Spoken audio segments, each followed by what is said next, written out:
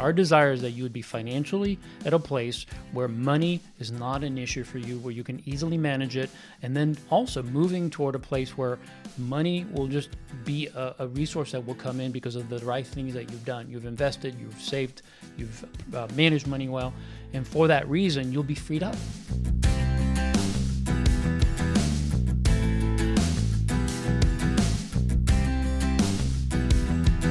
Welcome to Getting Money Right, a show dedicated to helping you achieve financial freedom through education and inspiration so that you can be free to pursue your true life's purpose. We're your hosts, David Thompson and Leo Sabo, and in this episode, we're going to review and highlight some of our favorite episodes from 2019.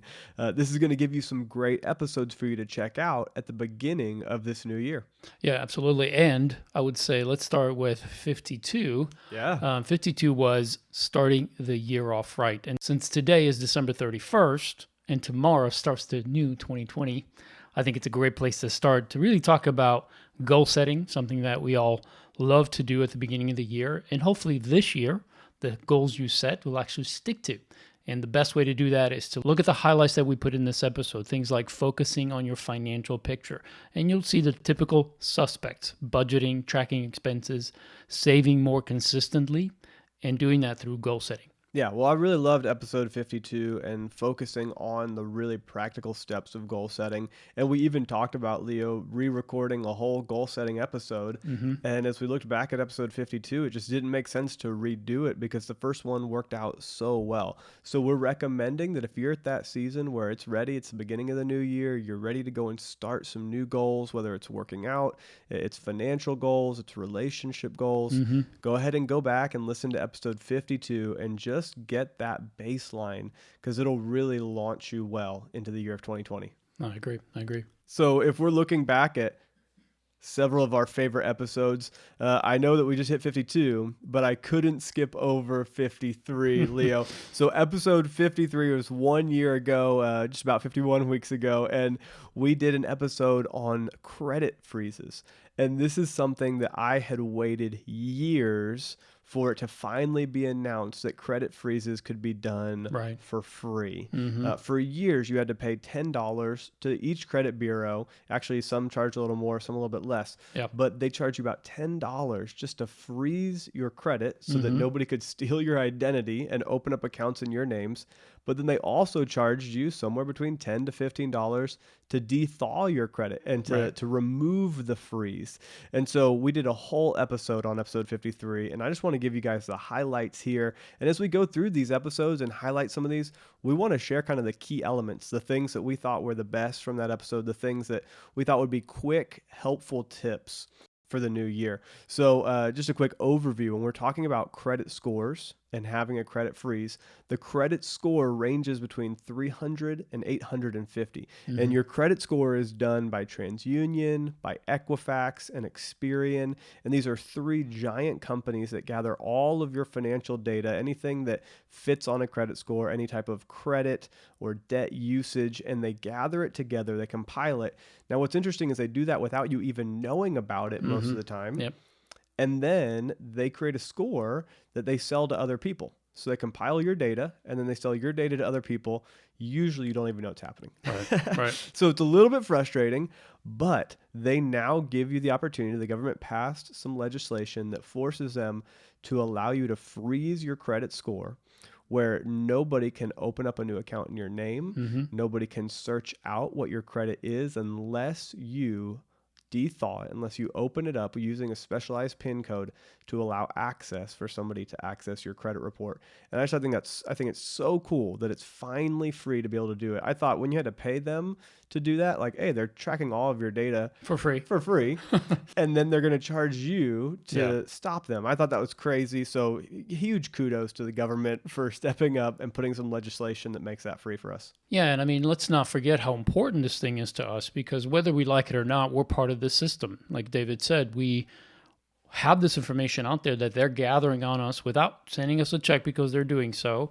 In fact, they're reaping the rewards of that information. And then, of course, for them to put another cost in effect for us to even have the basics covered to be Right. able to say, hey, I don't want my information accessible 24/7, 365, where someone might stumble upon it or seek it out. And we know there's been a lot of Identity things. theft Yes, issues. there's Yeah. been a lot of that happening. So the fact that we have this opportunity is a huge one because it allows us then to control and open that door and close that door when we want to That's at right. no cost to us. And this is really big because the credit score is an important part of our life. Right. It affects in the way we borrow, but it also affects so many other things that we've touched on previous episodes, that it touches on the ability for somebody to rent, to get phone and different types of discounts, or ability to buy different services and not have to pay a huge down payment in order to have it.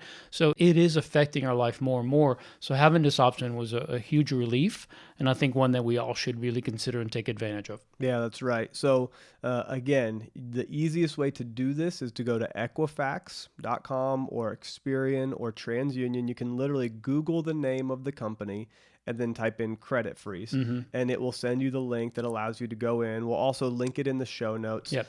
There's the phone number. You can do it online. You can do it by mail, but it's easy just to do it online, and that's where you want to do it. What happens when you freeze your credit is you make it so that nobody can open up new debt accounts in your name and nobody can check your credit score without your permission. And so once it's frozen, that means that if you do want to go purchase a home and you're going to need to have somebody do a credit check, then you're going to have to unfreeze it before they can access it. But the beautiful thing is that with all of these crazy identity theft things that have happened in the last 2 years, and really going back beyond that, but especially in the last 2 years, is that if somebody has your social security number and they go and they have all your data and all your social security number and information, they go onto Equifax or TransUnion or Experian and they enter in all your information, it still won't allow them to access it, even though they've stolen your identity, Right. because you alone will have a specialized PIN number, and that specialized PIN number is what you get when you freeze your credit, and you're the only one who can open it back up to being accessed. Yeah, I mean, it's protection with a double protection because, again, the basic information that you would normally be careful with, it creates another layer beyond that so that you can make sure you're the only one that can actually turn this thing on and off. So there you go. Episode 53. Go check it out. That was one of my favorites of the year. Yeah, and for me, I always love talking about budgeting and making that a better, easier, more intuitive process, and really learning from what other people are doing. And in the episodes 55 and 56, we talked about how to make our budget more successful. And I love going through some of the categories like groceries. And we kind of debated the fact as buying in bulk, is that a better way to save money? Right, It's something we see consistently in our society. If you buy at a discount and you buy in bulk, you're going to save money. And hey, why wait? Just buy it now and buy in bulk and it'll last you forever. But we kind of broke that down and looked at the fact that if you're buying in bulk, sometimes when you add the membership fee, when you add the impulse buying, when you're in there and you can see the different things in the store that are not part of the grocery routine. Right. But you see the furniture, you see the clothing, you see all the other things, how easy it is to be tempted to impulse buy. And sometimes that is a negative. But even in the actual purchasing of the products, does it make sense to buy a 2-gallon bucket of mayonnaise when it might take you 4 years to go through that for 2 people? Well, probably not. Yeah. But it's one of my favorite ones because we talked about some of the basic things that we could touch on. So groceries was one of them. What else did we talk about, Dave? Yeah, well, Leo, we talked about our cell phones and how many people are staying with their carrier too long. And what I loved about episode 55 and 56 is we really dug in to every single budget category. And that's what made this really unique, because a lot of times when you talk about budgeting, it's kind of this high level, what do you earn minus what you spend, and you have a baseline. No. We went into each category from groceries to cell phone, what it might look like for you to go to a second tier brand, which is something that I recommended on the episode. Yep. I said, go check out T-Mobile has Metro PCS. I believe AT&T has Cricket Wireless. Most of the major brands have a second tier brand that run on the same networks, but are typically pay as you go, month to month, with no extra taxes, no extra fees. It's a flat payment, like $40 a month or $50 a month. And it includes your text, your data, your calling, and it can be a much cheaper option.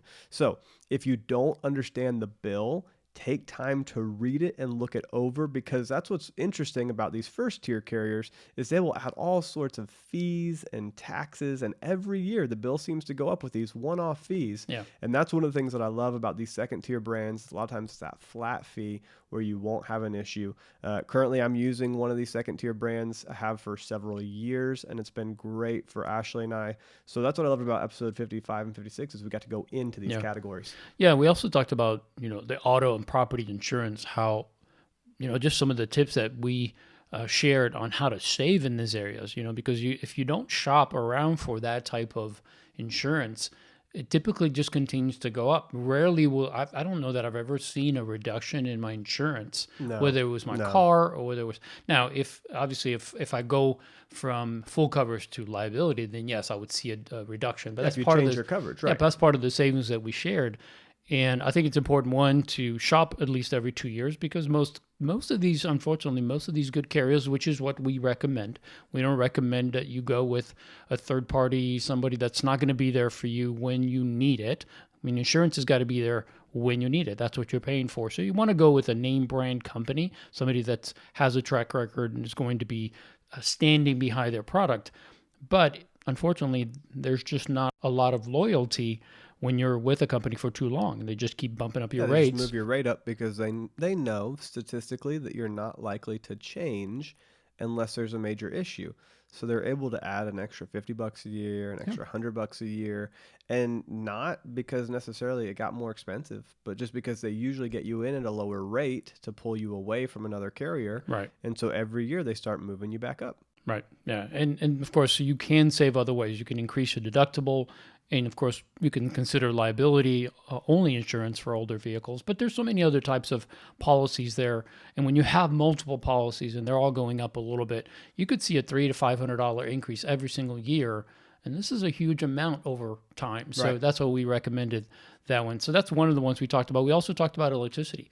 How, fortunately, in Texas, we have the ability to choose the carriers that we have. We're not stuck with one carrier. So we shared powertochoose.org, which is a website you can go to. And now there are other ones, but we recommend this one just because it's a little bit better and more regulated. And you get to determine what you want to pay and the rate and the contract you get into.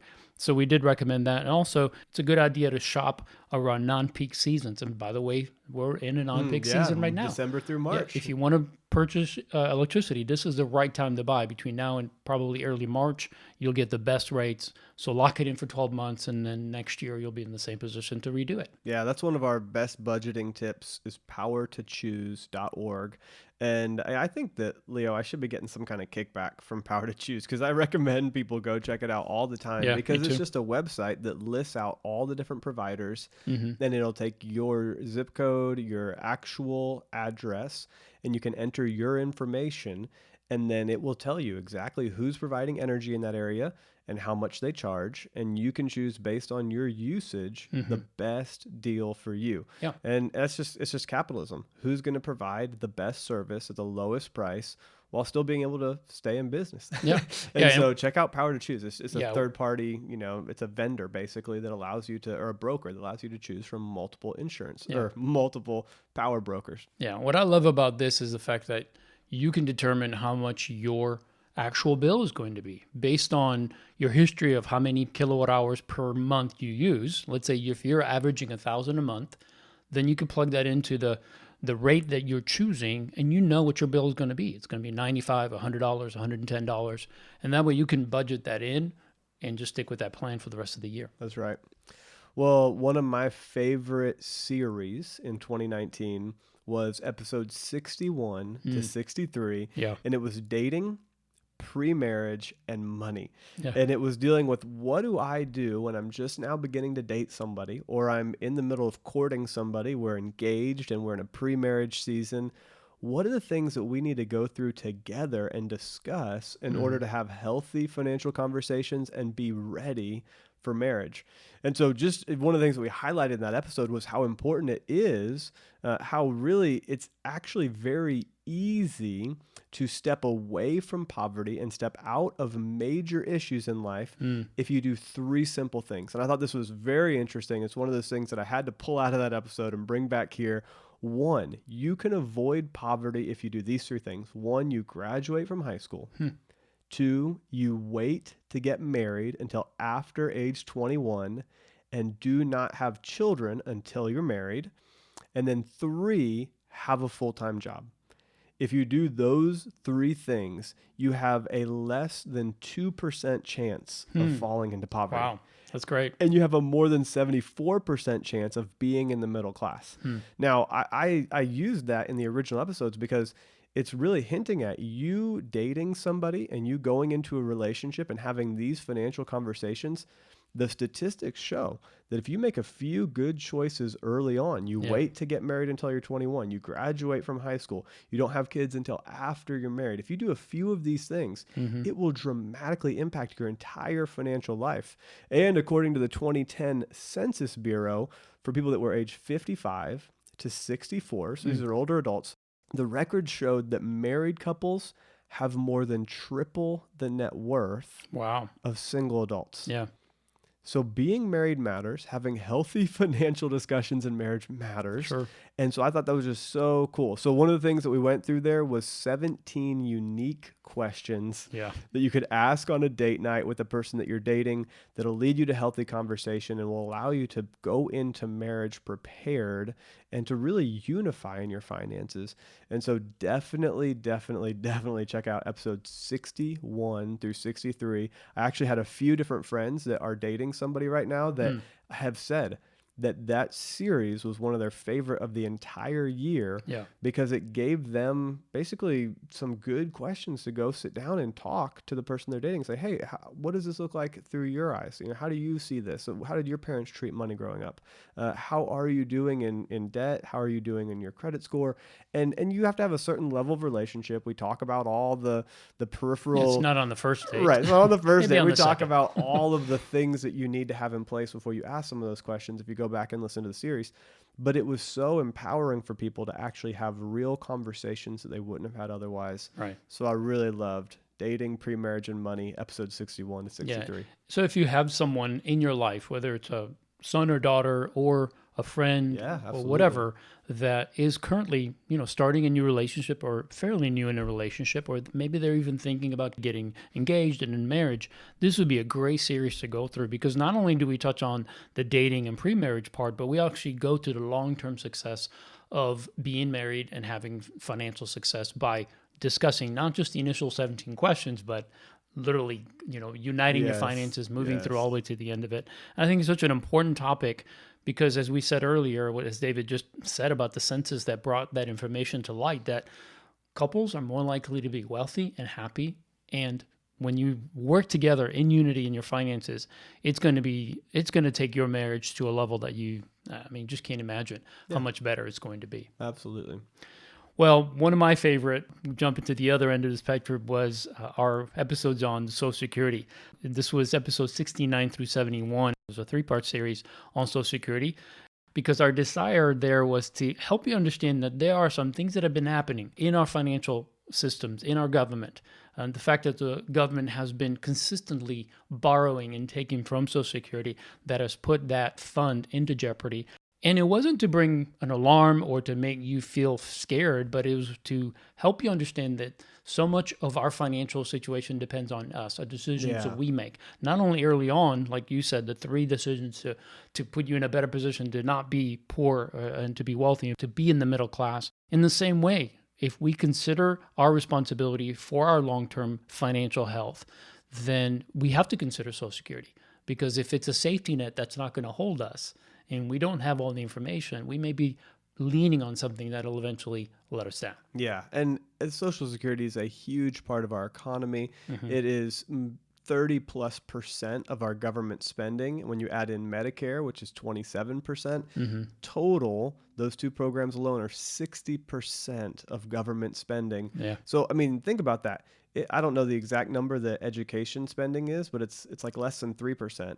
And Social Security and Medicare is 60%. Mm-hmm. So what we're spending on energy, on roads, on educating our kids, even on defense for the entire country, I think defense is like 16%.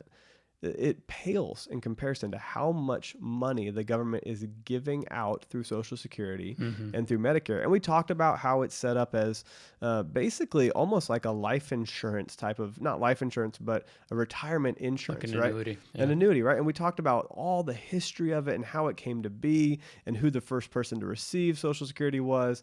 But what was the most interesting to me was that for the past 35 years, going back, we had about 3.3 people working for every individual who was receiving benefits. Right. So more than 3 people working for each one person getting benefits. Now, starting in 2030, just 10 years from now, it will be 2 workers to 1 beneficiary. Significant difference there. Significant difference. So it used to be where maybe if somebody was working, they only had to contribute $300 for somebody to get a $1,000 check. Because there's 3 people times $300, you're looking at almost $1,000. Now, if you only have 2 people, each person will have to contribute $500. Yeah. So that means that either the person receiving $1,000 a month is going to start receiving $600, Yes. or the person that was paying $300 a month out of their paycheck is going to start paying $500 a month out of their paycheck. Either way, it's not a good outcome. Either way, we're looking at some very big statistical issues with the current benefits and the current plan.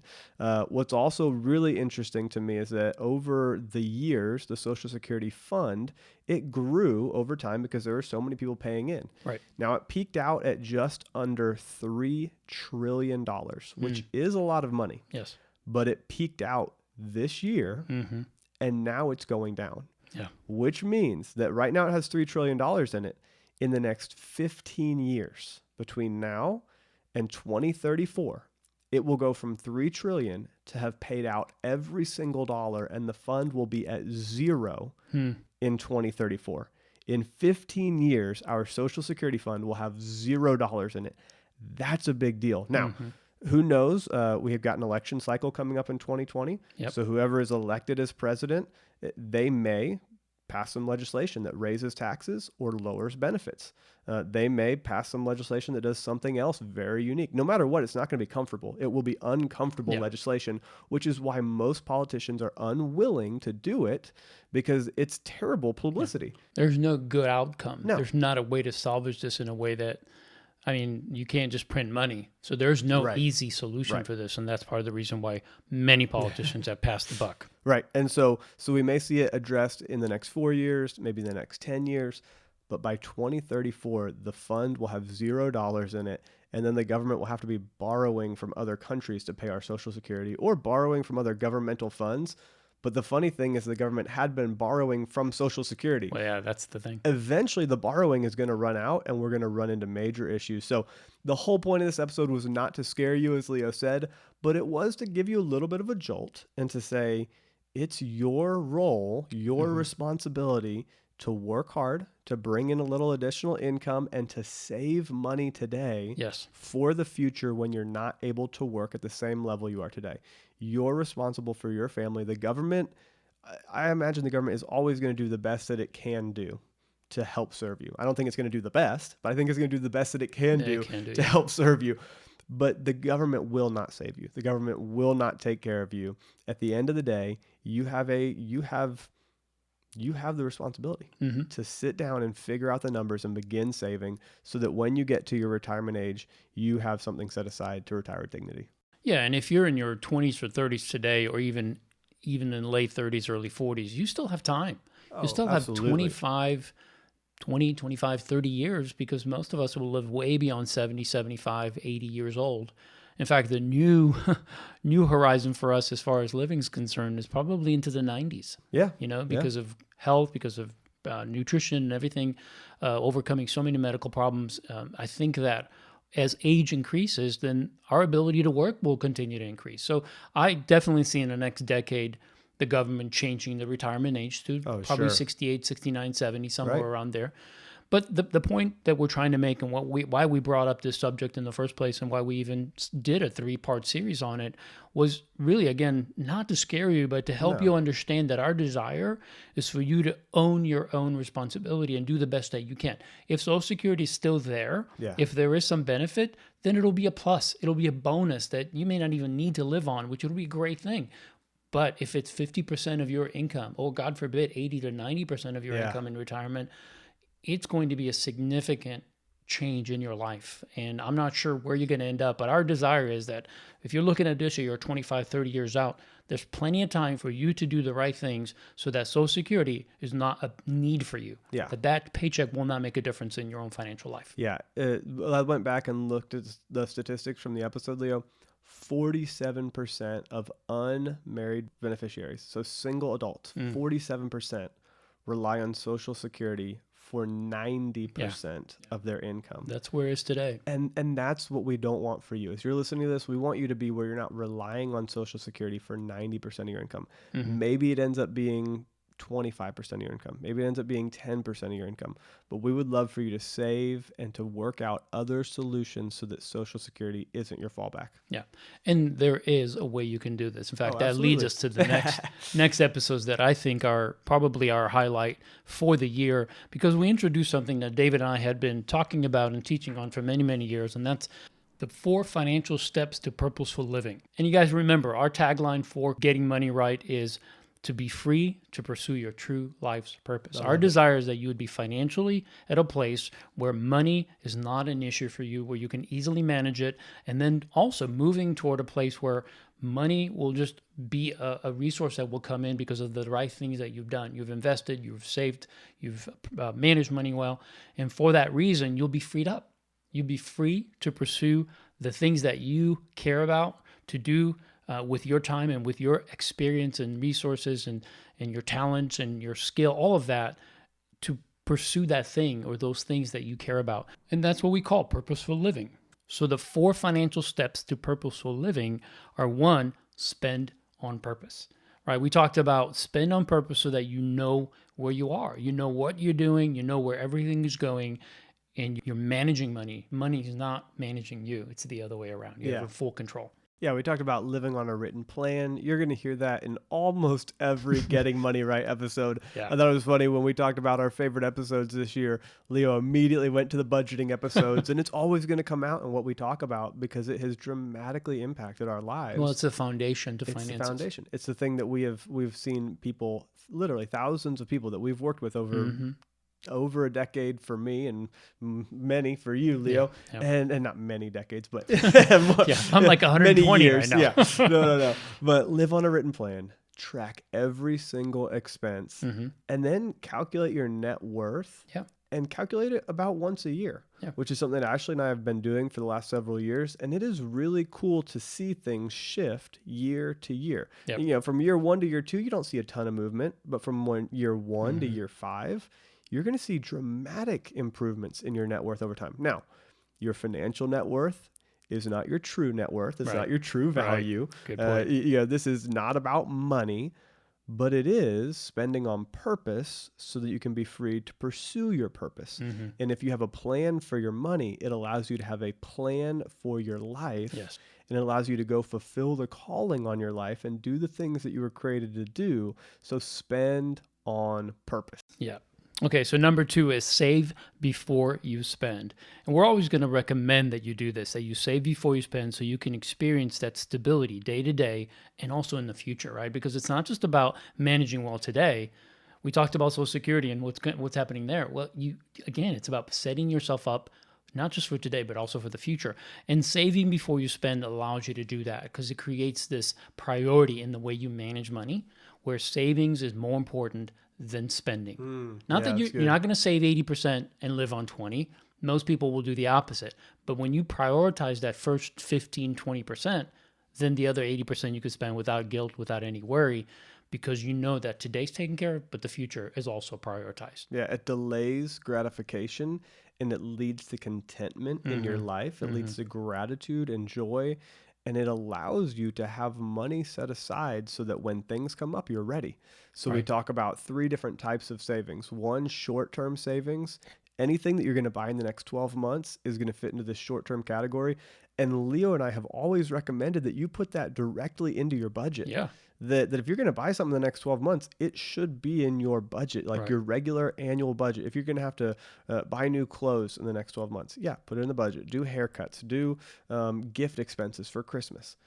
Mid-term savings is anything that's 2 years to 5 years. Right. Ashley and I have been saving for the last several years to purchase a car. Mm-hmm. Now we're going to car dealerships and we're looking on Craigslist, and we have a pool of cash saved Yep. to go purchase a car. So long-term savings is anything that's more than 5 years, and it's typically income replacement type savings, Right. like retirement, getting ready for when you're not able to work at the same level and you don't have to rely on Social Security. That's really So, good. so save before you spend. Absolutely. All right. So number 3 is increase your financial margin.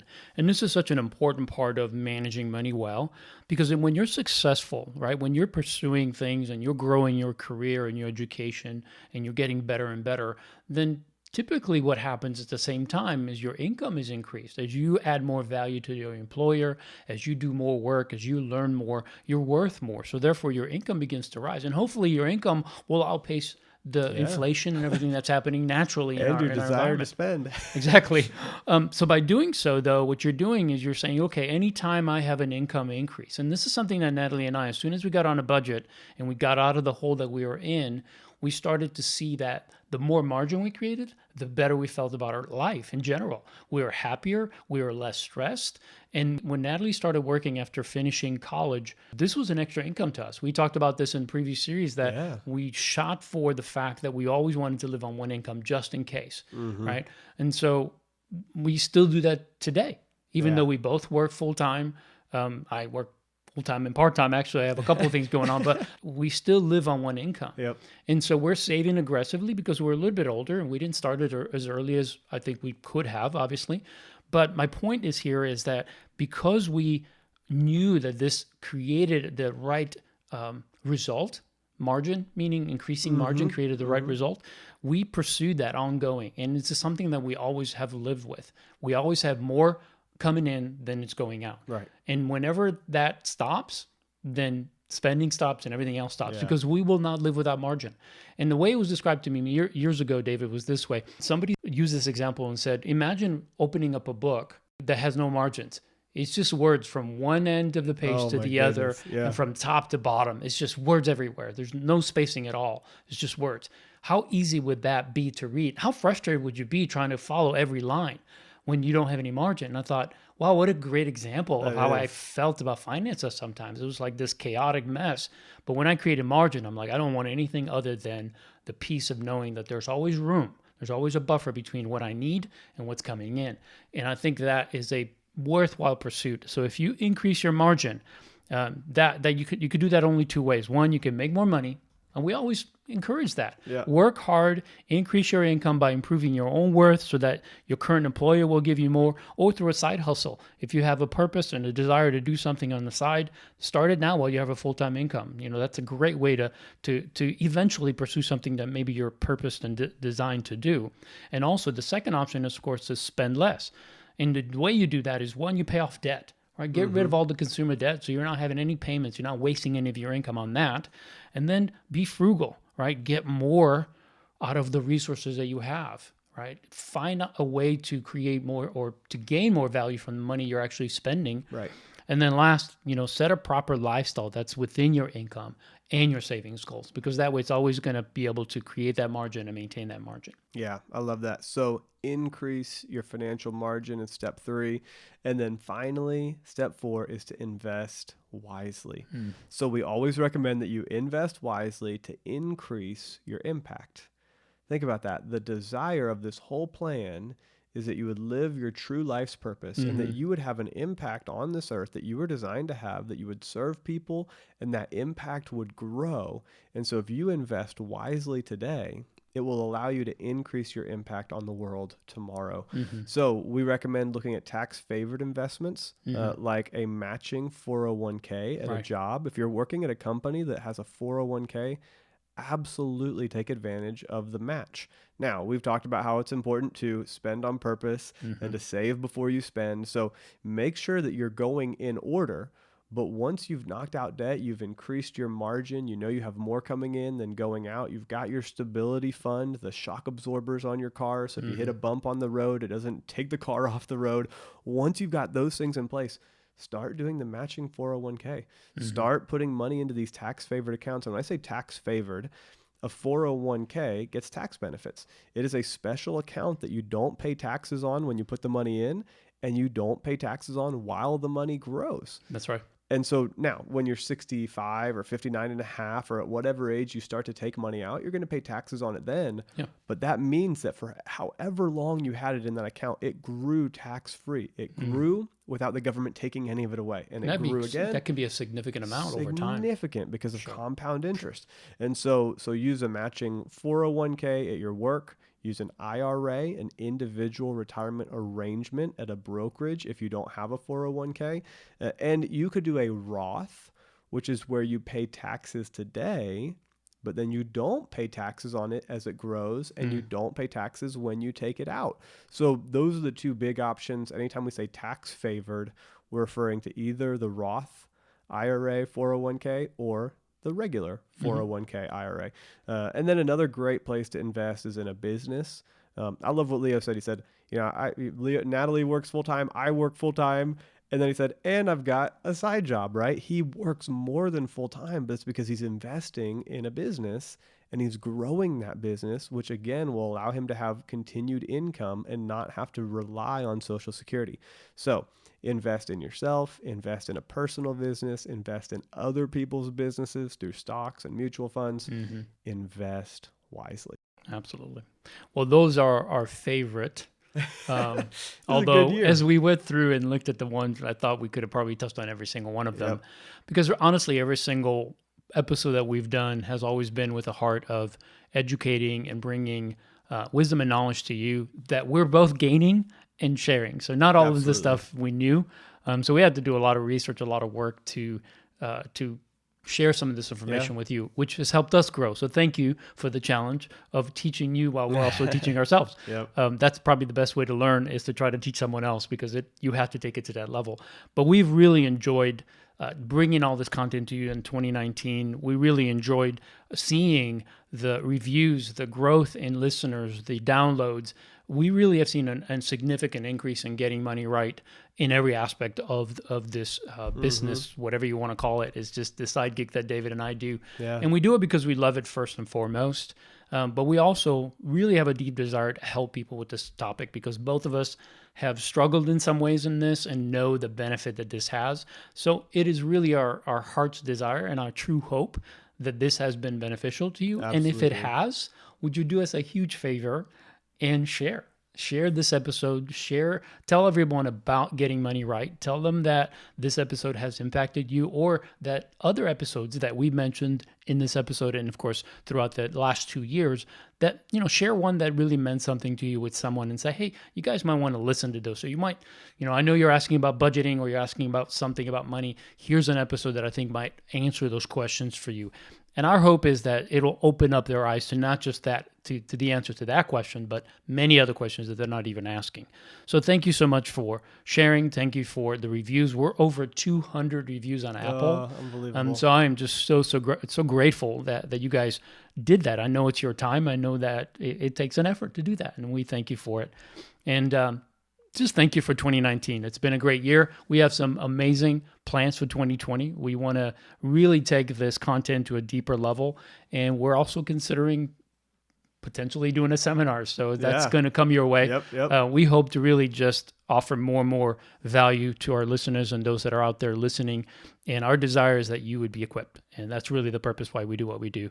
You can find out more about getting money right by going to leosaba.com. There's resources, there's content, there's all kinds of things there for you to take advantage of. Of course, go to stewardshippastors.com, David's website. His book, Jesus on Money, is coming out soon. There's also videos and resources on that website. And it's really a message that's so important to Christianity today. Churches need this information, and the people in churches need this information. This is a great platform that you can inform your spiritual leader about, and they can take and use this information in order to gain that knowledge and share it with their congregation. I think it's such an important topic, and there's no better place that you can go to get that. Well, we want to thank you for joining us for this episode and for all of 2019. Yes, thank you. Thank you so much for listening and continue to share. We look forward to having you join us next time in 2020 so that together we can keep getting money right.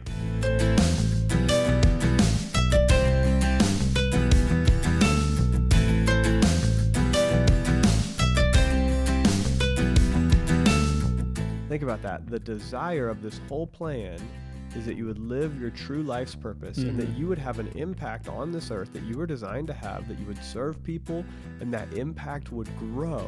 And so if you invest wisely today, it will allow you to increase your impact on the world tomorrow.